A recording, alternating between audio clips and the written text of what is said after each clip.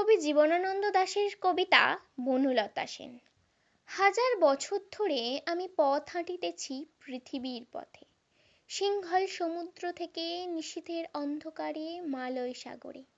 অনেক ঘুরেছি আমি বিম্বিসার অশোকের ধূসর জগতে, সেখানে ছিলাম আমি আরো দূর অন্ধকারে বিদর্ভ নগরে। আমি ক্লান্ত প্রাণ এক, চারিদিকে জীবনের সমুদ্র সফেন।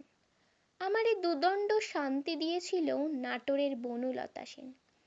চুল তার কবেকার অন্ধকার বিদিশার নিশা, মুখ তার সাবস্ত্রীর কারুকার্য।